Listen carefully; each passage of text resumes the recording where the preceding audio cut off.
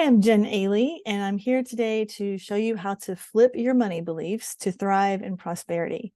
This is a workshop with priceless transformational mindset tools that can help you have a process that you can learn today that you can use over and over again. So before we dive into the actual process, I want to do some background and I'm going to give you a sense of what you're going to start with. So this workshop is going to help you gain insight into the biggest beliefs that no longer serve you, that you're ready to let go of, and to learn a repeatable process that can flip your beliefs, your specific ones. I'm not using generic ones here. You get to choose your own or be aware of your own and choose the ones you want to focus on. Replace your old limiting beliefs with empowering beliefs.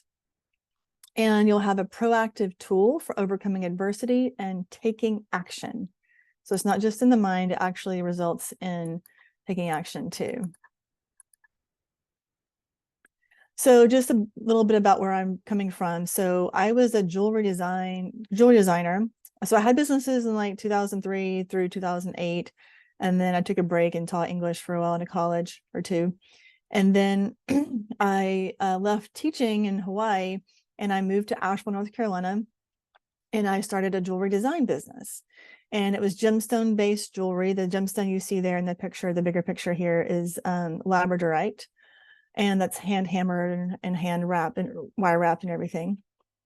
So when I was in the art community in the Asheville area, I loved it and still do.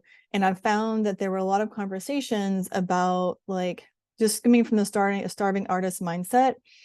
And I found that I felt really frustrated by that because I had already been a life coach for a long time. And even though I was also a new entrepreneur who was bootstrapping a business and it wasn't easy, I definitely felt like that, the limiting beliefs were not helping anything. So that's one reason why I became a business coach again, which I have done before as well. So that I could, and I've heard from a mentor, whatever, frustrates you or makes you angry is something that you have passion for, so it could be part of your purpose. So I felt really drawn to help artists and creatives and holistic entrepreneurs to thrive in business. And that's why I'm here. So here are some voices that were in my head about business when I became a business owner 20 years ago. Money is evil and hard to deal with. And I just wasn't into math. So that was just like not my thing. That's what I felt like. Marketing is manipulative. Sales is sleazy, and business is greedy altogether. So these voices were not helping my business, as you can imagine. And in the first businesses I had, I was oblivious about all the number stuff, and I ended up filing bankruptcy. These limiting beliefs led to habits that did not serve me, and those habits led to failing in business, basically. And I've used a lot of the fuel that I gained from that failure and had a lot of support and help and training since then to be able to help you in business and to thrive in business myself. So one approach that I take is seeing business as a creative process. So instead of a linear process where you're building something, I see it as a nonlinear process that you're in a journey as a business owner. So just like if you had paint and canvas, you have a vision of what you want to create. You just stay down it, you plan it, you start with uncertainty, you start creating, and then it evolves beyond you, oftentimes beyond what you think it's going to look like or be like. And then you learn along the way, and then you have the impact of the final thing and you grow beyond it. And then the work often even grows beyond you. With your business, this is so true. So, you're in this process and you don't always have total control over everything. And you're sort of at the mercy of the process to some degree. And there's also a lot you can do, of course. So I did a TED Talk a few years ago called Harness Creativity as Your Greatest Business Asset, which is really about honoring the creativity in business and seeing it as an asset and not as a challenge with like the starving artist mindset. There's a lot more to that. You can find it on my website, which is jenallycoaching.com. Reframing the components of business. So I took those things that I had, limiting beliefs that I had, and I flipped them for myself to reframe them so that I can fully embrace these things and not resist them, including the habits around these things. So money, instead of being perceived as evil and hard to deal with, became a tool to create freedom and expression for my clients and for me and beyond. Marketing is about visibility and education. So I was a former teacher. I'm a former teacher. So educating people is a big part of my marketing plan, and being visible. So just those two things, that's how I see marketing. And it's creative. It's a creative as well. And then sales is all about connection and service. So these frames or reframes or flip beliefs for myself really help me embrace these aspects of business that I resisted really well for the first few years in business, and help me create a new experience this past time around. So here's a question for you.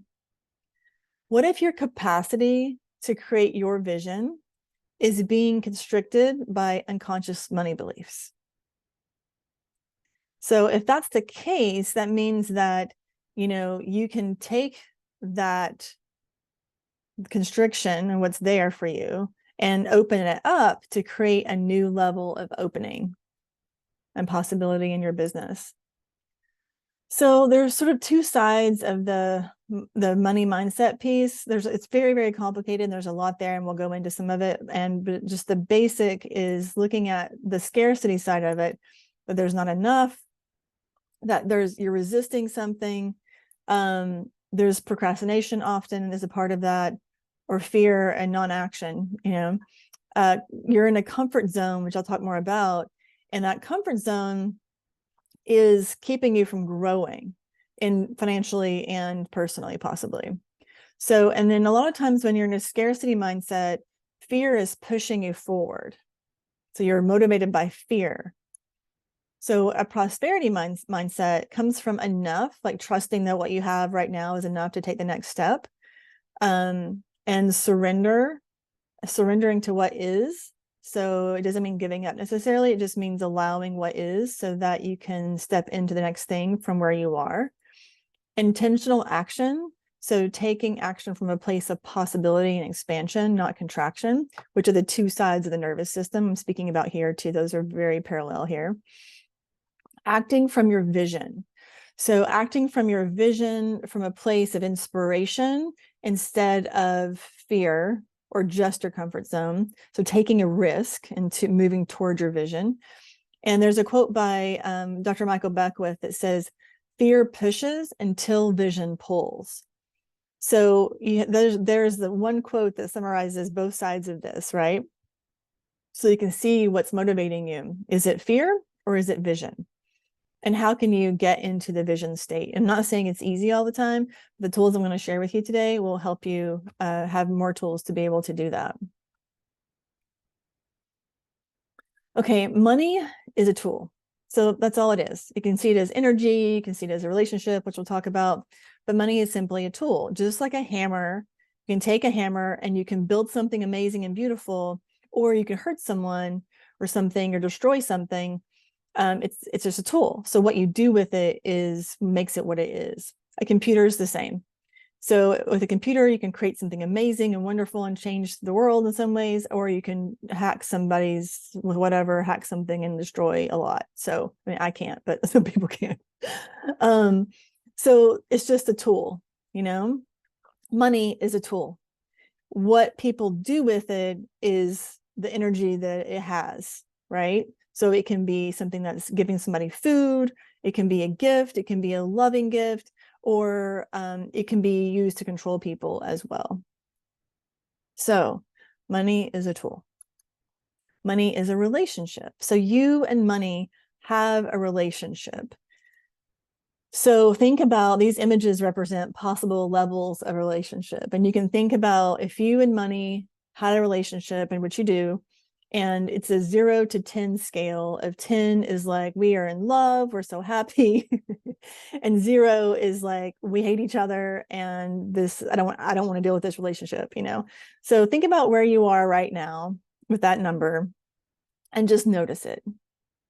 You write it down if you want to. And if you don't have paper and pencil or pen or something to write with digitally or something handy, you might want to pause and grab that, because we will be doing some writing. Okay, so just writing down this number that you notice about your money relationship.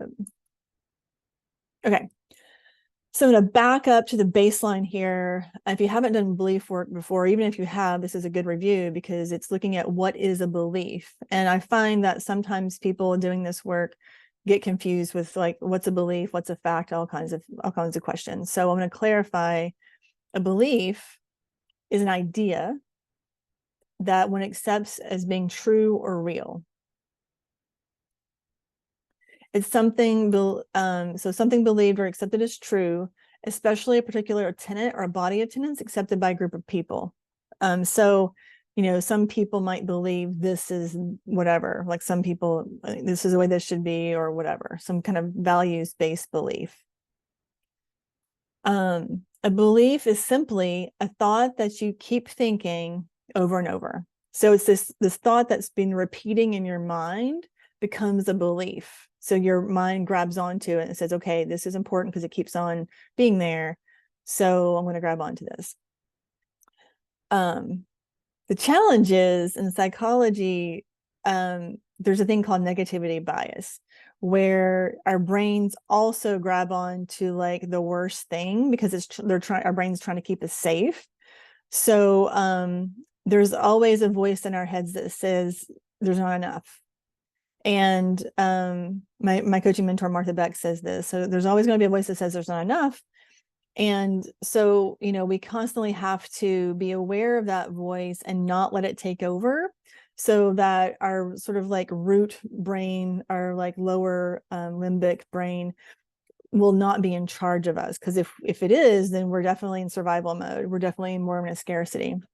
And there are times to be there. There are times to like, okay, I got to rally and, survive. Obviously, there's times that's important. But, our nervous system believes that any little threat or danger or, social media post that we don't like or something could be a threat, when it's not actually a threat. It's not like a tiger in the, in the wilderness that's trying to get us, but our brain thinks it is sometimes. So the point is that our nervous system is here to protect us, and our beliefs are trying to protect us, but a lot of times they don't serve us. And so here you get to unpack some of these things and make a choice about what you're believing. Okay, so in our day-to-day lives, where there's a certain level of comfort that we have around what we're familiar with. So even if there's suffering there, there's challenges there, it's still it's called our comfort zone because it's what we're used to. So so there's certainty there. So this is what it is, and so that's our default, and we just go there naturally. And so that's what we all do naturally, our brains do. So when we step outside of that comfort zone, when we do something new, a lot of voices flood and it's like, okay, there's like the danger now because I'm taking a risk. So when we step out of the comfort zone into taking a risk, into making a decision that's different than before, which is everyday in entrepreneurship almost, you're moving into the fear zone, where you may not have as much confidence. You might be afraid of what other people think, or afraid of failure, or afraid of success. So it's naturally you'll feel a little bit of like, discomfort by moving out of your comfort zone into the fear zone.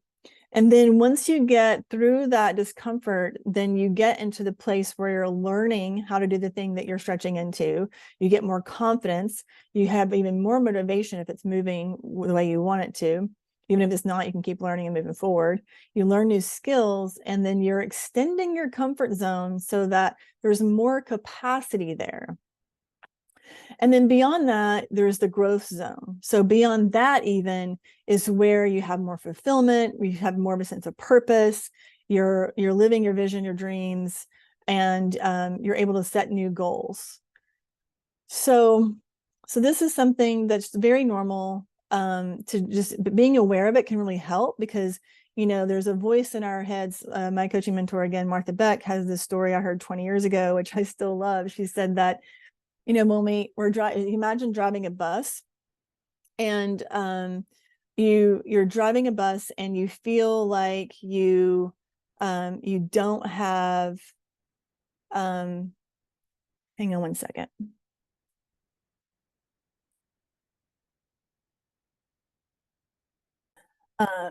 Okay, so when you feel like you don't have capacity to stretch into your comfort zone, that's something to be aware of. But when you do have the capacity, then it's a priceless thing to be able to move into.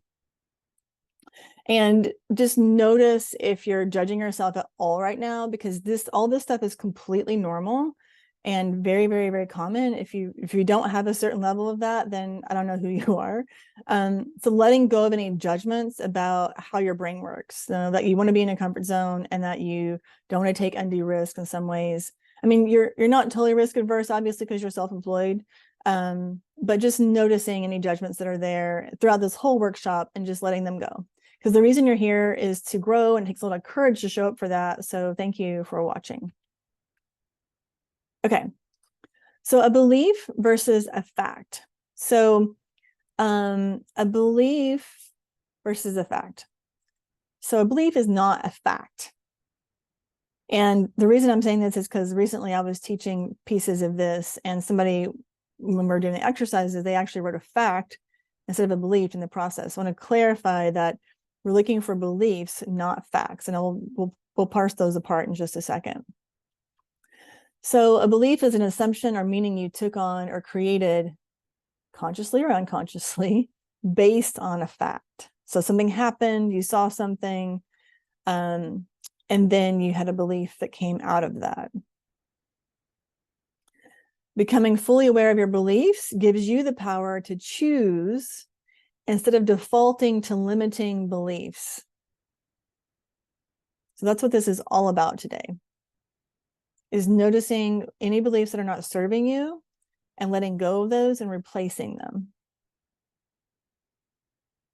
Okay, so an example is a person in a luxury car pulled out in front of you.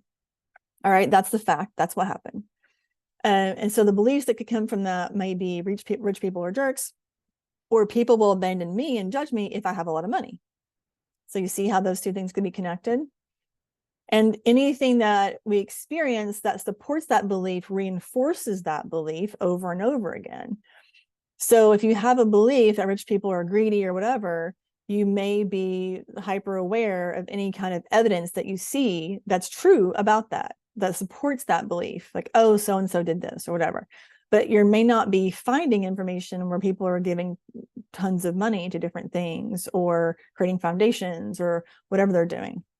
So noticing that these are beliefs, not facts. The fact is something that happened. So here's another fact. My gross income was lower than normal this past quarter. So that's what happened in your business, for example. The belief that might happen as a result of that could be my business is failing. I'm not meant to do this. I don't deserve to make money in business. Like there could be this whole spiral downward of beliefs based on something that happened. But those are not facts. Those are beliefs. And they're assumptions or conclusions being made and meaning being made by your mind about the fact that is present. Another fact example, my posts on social media are not reaching as much engagement and traction. So that's a fact. So that's what is happening in your social media experience. The belief that you might draw from that is people don't like what I have to offer.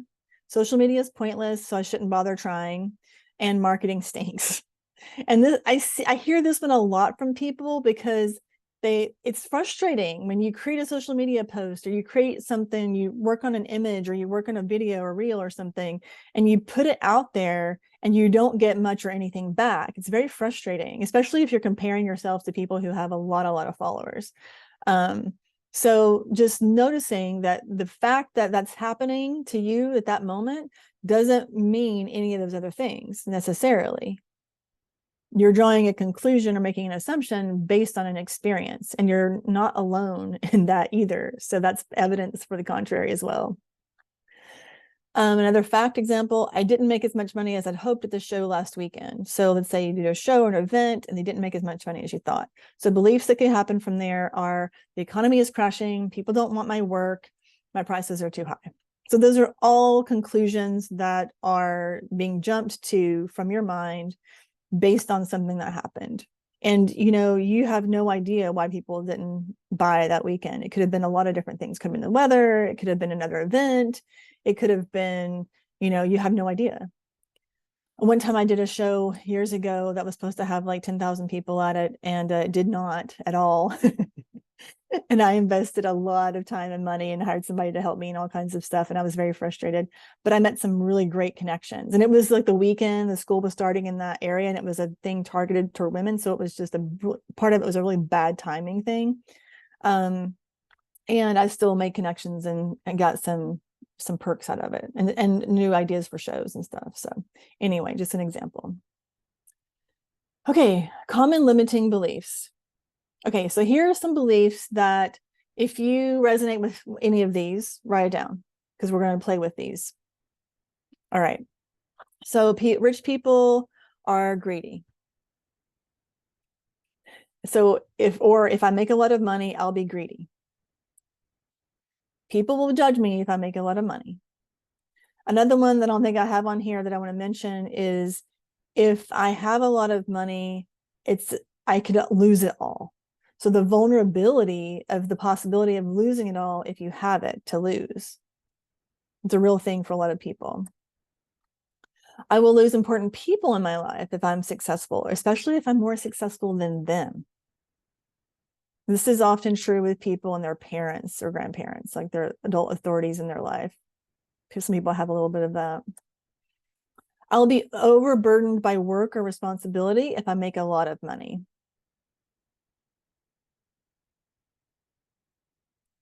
I can't make enough doing what I do or what I want to do or what I really want to do. It hasn't worked this so far the way I wanted, so it's impossible. So drawing a conclusion based on past experience is still a belief. Just because you're not somewhere now doesn't mean you can't get there. I don't deserve to do what I love and make a good living.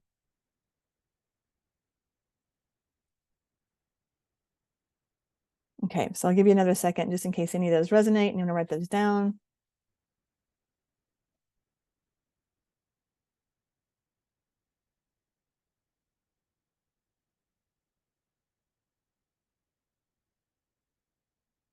Okay. So unpacking your beliefs. So for this one, I want you to actually write stuff out. So I'm going to give you the beginning of a sentence stem, and I want you to write out what comes up for you. And I'm asking you not to overthink this. Nobody else is going to see this. This is just for you. So you can write down what comes to mind first. So you want to grab any kind of unconscious stuff that comes out as I ask these questions or start these sentences for you. I'm afraid that if I have a lot of money, I would, or if I had a lot of money, I would, blah, blah, blah.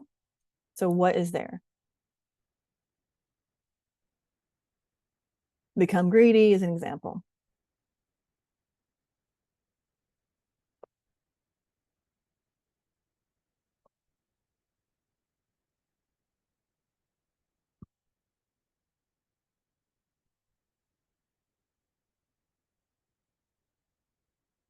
I'm scared that having money means that I blah, blah, blah.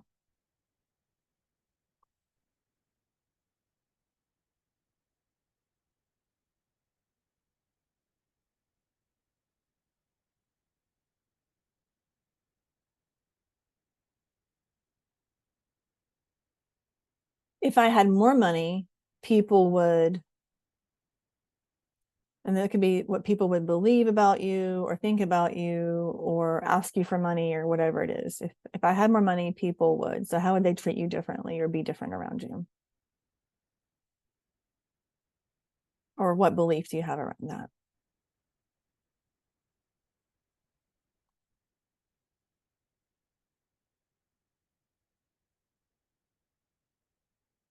I'm afraid that if I don't have money, I will. So just the fear of not having it too can sometimes block us from receiving it because it's still coming from fear. I'm not saying don't be afraid. I'm just saying let yourself feel it and be aware of it so that it's not taking over.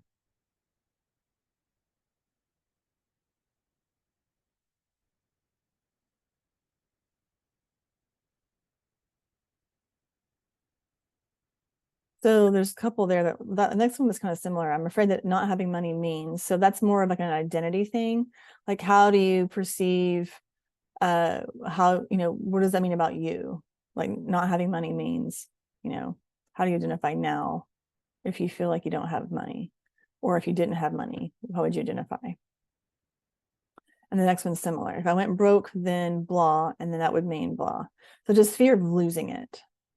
So facing these fears and just acknowledging them sometimes really helps shift your relationship with money and your mindset. Because a lot of us have never really gone there around like, oh, what if? Like, what is my fear? Just like looking at it completely, shining the light on it so it's not so dark in there anymore.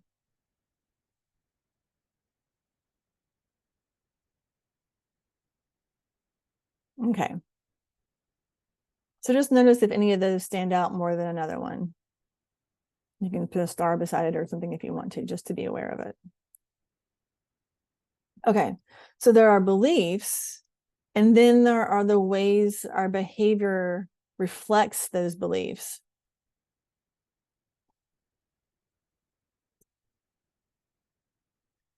One of the biggest ones is financial vagueness or avoidance. So not looking at numbers, not being clear on your numbers. It's huge. And this is very, very common. Self-sabotage. So financial vagueness or avoidance is a kind of self-sabotage. Some other specific ones are not following through with leads or potential or possibilities with clients or customers, underpricing your work or your services, perfectionism and not taking action, not getting support that you need to learn skills and things that you need to know for your business.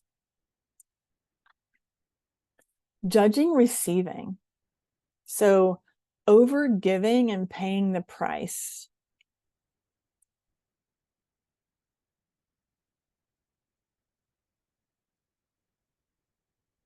Having a sense of separation or not fitting in. Like, who am I to, whatever, like I'm the poor kid or whatever,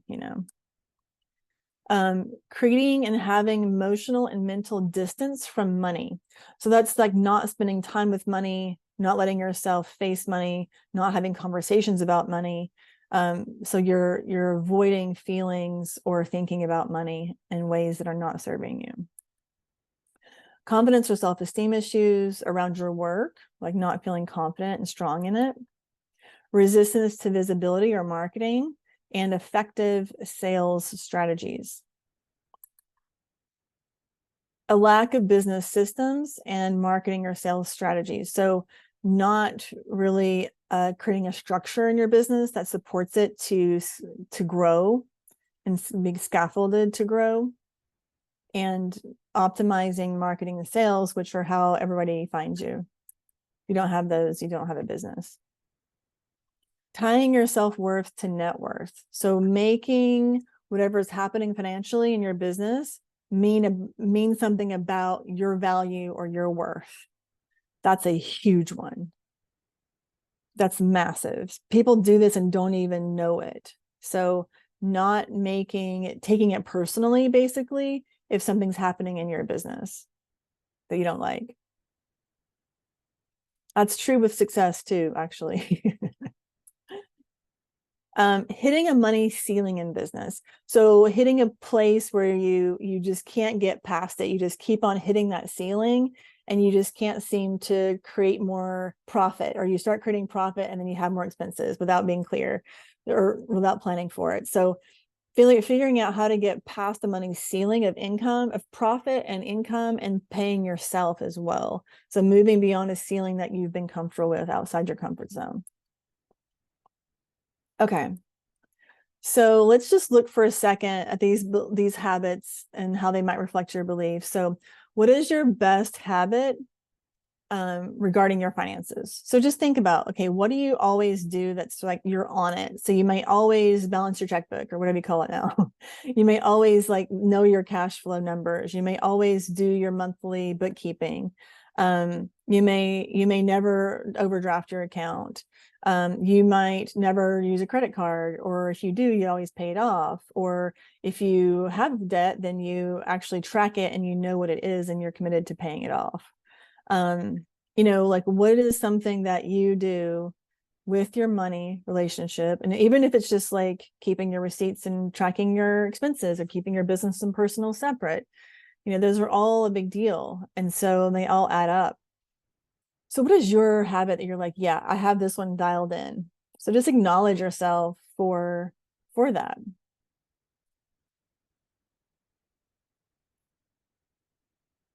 And then just notice if you're more of a spender or a saver. Just notice. I'm more on the spender category. Known that from a very early age. My brother was a saver. I was counting my money to spend it, and he was counting it to hoard it. How do you feel comfortable asking for and receiving money? So just notice if you can be like, yeah, it costs this much, and you can just receive it, no problem, versus if you have a hard time receiving that money for what you're offering people. And then do you feel comfortable asking a fair rate that's market value, that's not you under earning that for your work? How often do you look at your numbers? So just noticing, is it once a quarter? Is it once a year? I used to do that. Is it every week? Is it, daily? Like, what is it now? And are you comfortable with that? Or do you need to change it? And then how clear are you on your financial status? So 0 to 100%. So just noticing how much clarity do you have about your income, where it comes from, your expenses, your profit and loss margins, your profit and loss and your margins or profit margins, your tax rates and when they're due, when your taxes are due, any interest charged on credit cards or interest received for investments. So how clear are you on all that, and what would it take for you to get clear on it? Is it a money date, And that might be an action step that you write down by the end of the workshop as well. Okay. What have you heard yourself say that supports any of the following? So I can't charge that much. I'm not good at numbers or business. I'm not a marketer or a salesperson. I'm just trying to make the minimum, some version of that sentence. Like it's just like, oh, I'm just trying to do this, so it shouldn't be a problem. It's like, wait, that is the problem. You're just trying to make the minimum. You're not trying to create and thrive and grow and give your fullest potential. That's too expensive. I can't afford that. That's a common one. I can't make a good living as a blah, blah, blah. And I'm not saying, by the way, if you think it's too expensive, it's like, you get to choose. There's an exercise of prosperity mindset where you have awareness of how much money you have in your account, or you have cash in your wallet, and you go shopping places and you say, like, I could buy that $5,000 piece of art, or that $200 piece of art, wherever you're at that feels like a stretch. And just thinking about it, I'm not saying do it, but I'm saying that, like, you having choice and knowing that you have choice and owning that gives you more power than saying I can't afford that. So the belief that I can't make a good living as a artist, for example, as I mentioned earlier, that kind of belief, these are all limiting beliefs. Who am I deserve to make it in business? So, and then what else? So what else comes to you that's just like you've noticed yourself saying something that you feel like might be a limiting belief, or reflecting a limiting belief, actually?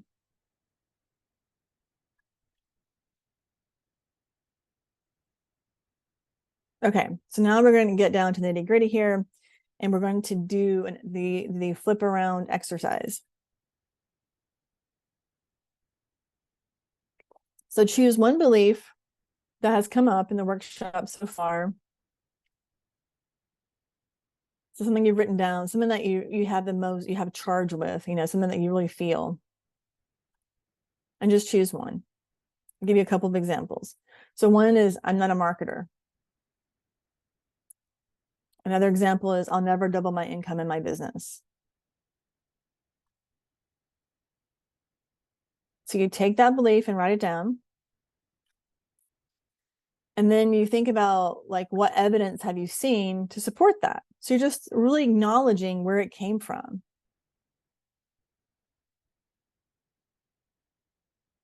So for example, if I'm not a marketer, maybe that means I'm not going to do certain marketing techniques that I see in the world that I don't align with. Yeah, I'm still not going to.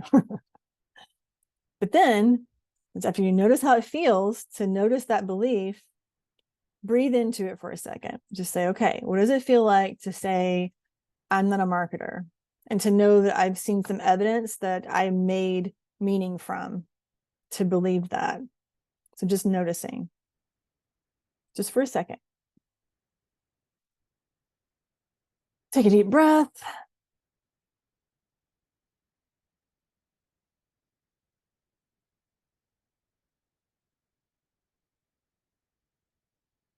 Now write the opposite. So we're just doing a little experiment here, see how it goes. Write the opposite. So I already do a lot of marketing.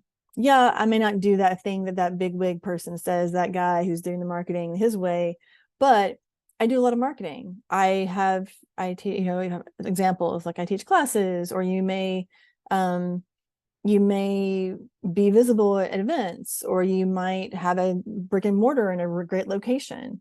You might do different kinds of advertising. So acknowledging what you do already. And then it's another flip from the other example is, it's totally possible to double my income in my business. Okay, so then when you flip it, ask yourself, how is it true? So find one inkling of truth in this. I just gave examples. So it's totally possible to double my. So if you've already created a business out of nothing, then you've already made how many times your income that you had from the beginning.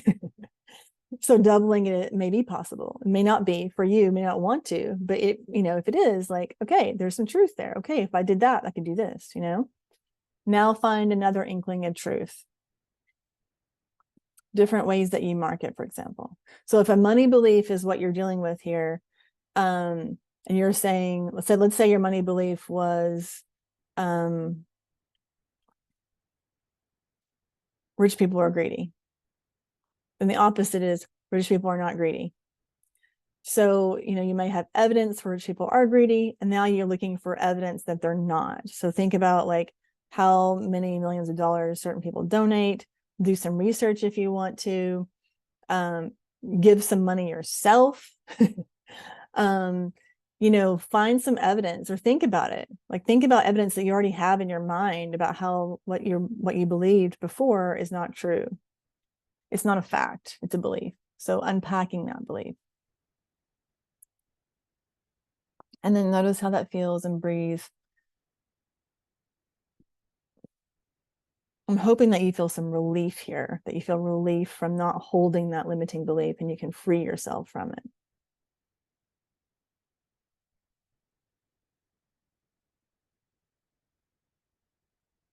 And then I want you to think of an action to reinforce this belief. So it may be finding more evidence for something. Like, so for example, the rich people are greedy idea, and the rich people are not greedy, or rich people are generous. The action might be looking to see how much money is donated per year, or how many foundations, people have formed.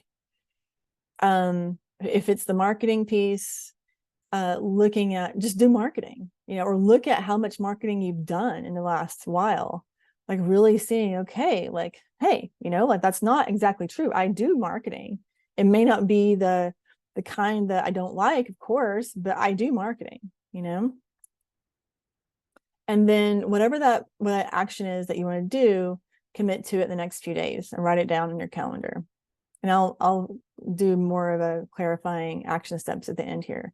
But if you want to have a separate piece of paper, a little part of your paper for action steps, go ahead and write one there if you have one come to mind. Because that's really going to help anchor it.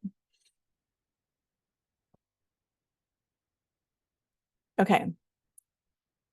So here's another round here. So pick another belief.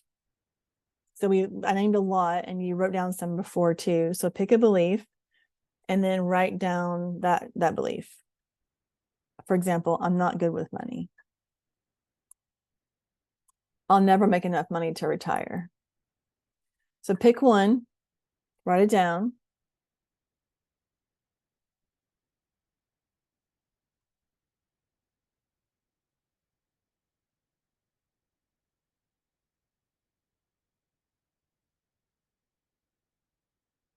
Consider why you think this is and where did it come from? So for me, with my money stuff, I didn't like math when I was a kid so much. So, and I had the whole girls are not good at math thing. I did okay eventually once I got a tutor and caught up, but it took me a while. So I still had a little bit of that lingering, I'm not good at math thing. So I translated that belief into my relationship with money, which I talk more about in my TED Talk. So just noticing that. That's the evidence I had for that piece. And then I get to feel that. Okay, so that's part of my identity as well. It was like grabbing onto an identity of I'm not good with money.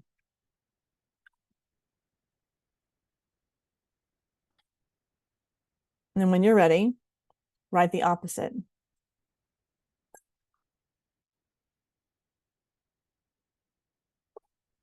I'm learning for two examples. I'm good with money. It's a simple version. I'm learning to be better with money. Or like I'm giving myself the support I need to become good with money.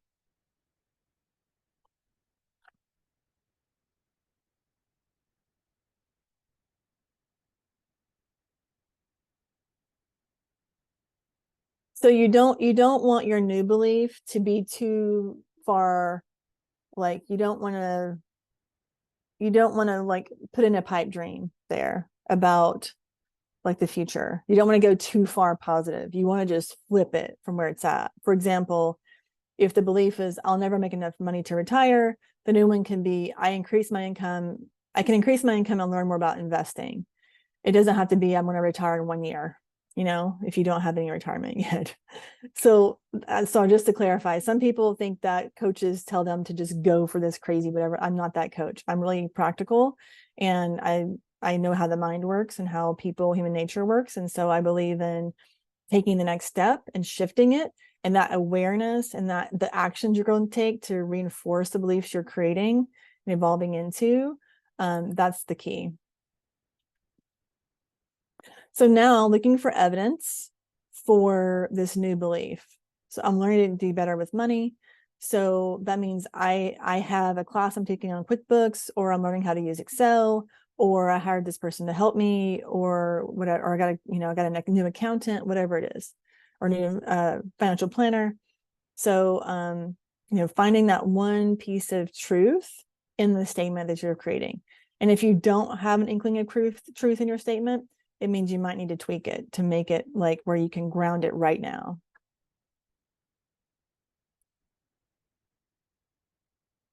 And then take a breath into that one.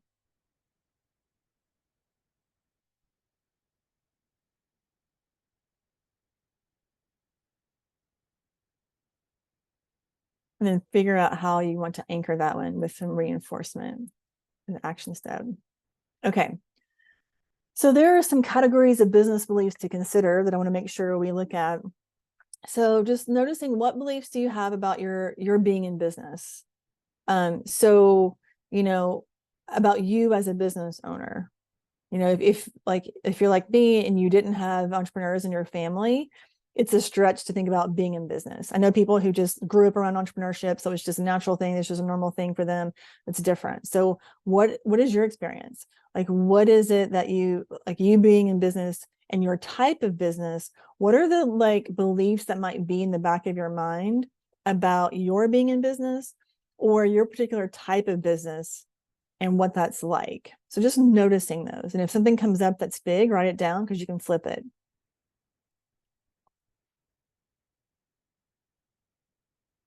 And then what do you believe about yourself or your business regarding sales and marketing?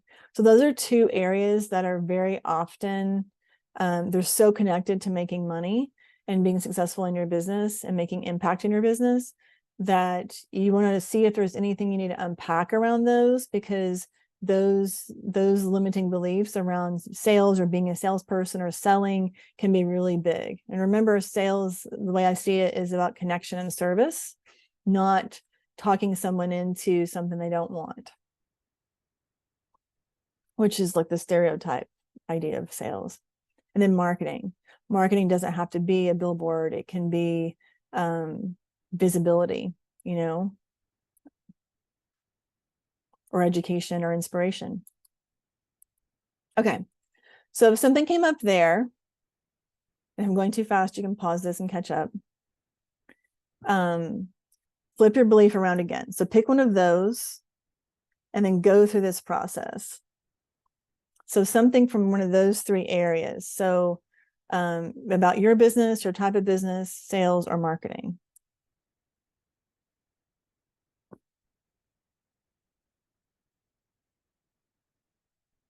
And you're going to do the same process again here.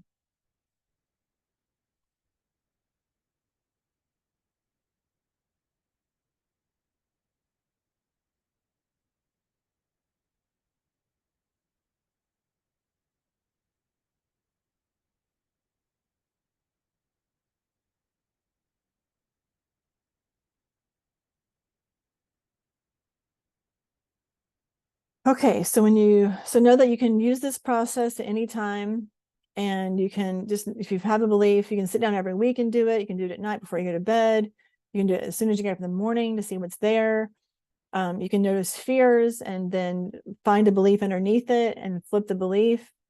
So there's all kinds of ways you can use this, and you can create a structure for yourself if you want to be able to be in a practice of this, as a practice, not just this one workshop, but have a practice of flipping your beliefs around and catching them and flipping them.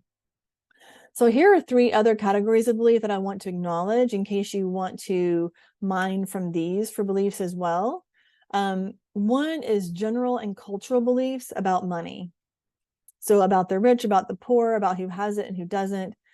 Your personal identity within your culture about money. So it may be, a regional thing, a socioeconomic thing, a heritage thing. Like, there's all kinds of ways that there could be something about your identity about money. Beliefs about you and money. So again, your identity regarding your socioeconomic status based on the past and your family upbringing. I had a client in one of my money programs who said that she always saw herself as the scholarship kid. And so that influenced her perception of herself because she was the scholarship kid. So that's an example. Past experiences, habits, or patterns that inform your belief about you and money. So if you've had an experience before, like when I had filed bankruptcy, if I kept that identity about, all of my experience there, and I didn't stop using credit cards the way I was and start making money the way I wanted to, then I would still be stuck in that, So I got to take that and let go of the beliefs around that and create something different. But I can see how people often repeat those patterns as well. Beliefs about your business and money. So how you think others perceive you or your business.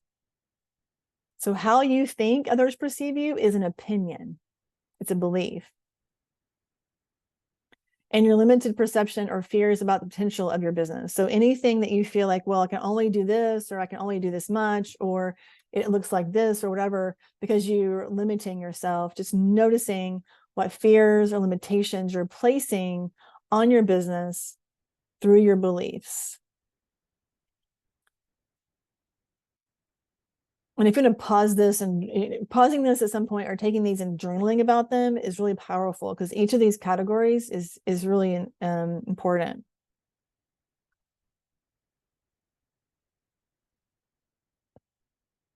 Okay, so here's another process, same process as before. So letting yourself do this process again. If you want to pause it and take one of those and do this process again.